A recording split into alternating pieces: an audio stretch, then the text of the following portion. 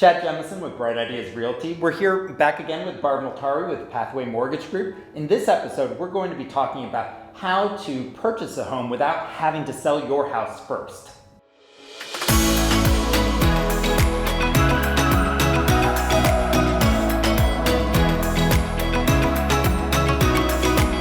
Barb, thanks so much for being back with us. Last spring, we had several clients who they didn't want to sell their house without knowing which house they were going to be moving into. So whether it's a move up or a downsize, tell us, you help them out in so many different ways. Tell us what strategies you provided for them. Great question, Chad. And this is a common challenge for people right now for several reasons. Number one, which I think you could vouch for, when they're putting an offer in on the next house, the seller doesn't want to see a contingency, right? They do not want to see that. So it makes them less competitive if they have to do that. Also, the other thing is houses typically are moving pretty quickly in our market. So listing their house first, they don't want to be in a pressure cooker situation where you're really good and got their house under contract right away, and now they're pressured to find the next one in a low inventory situation. And the third thing is they typically have equity tied up in the current house and they want to access that so they can make a down payment on the next house. So kind of three layers there that complicate things. We have several options we look at with people. If they've got equity in their current house, what we may be able to do if they qualify is set up a home equity line of credit ahead of purchasing the next house.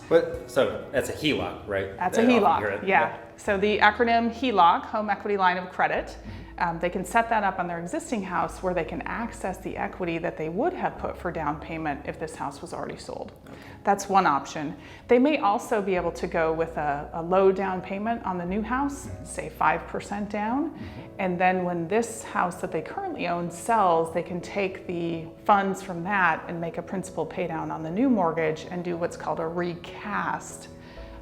Many people think they have to refinance, which costs money and is subject to whatever interest rates are doing at that point in time. But there's a really neat, not very well known feature where people can do a recast on their mortgage. So from when you close, how many months or years do you have before you can recast the loan? I don't think there's not a restriction on the time frame.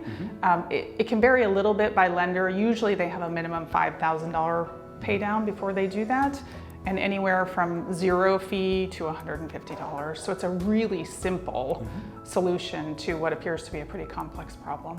What risks are associated with that? If you buy another house, many people say, I'd be a little nervous about carrying two mortgages, right? So how do people mitigate that risk? Well, that is, and we do talk about that with people, and what we look at is if we took a 6-month window is typically if it took 6 months for your house to sell, which is not going to happen if they're working with you. Our average days on market's like it's not going to happen 12, if they're working with days. Bright Ideas Realty.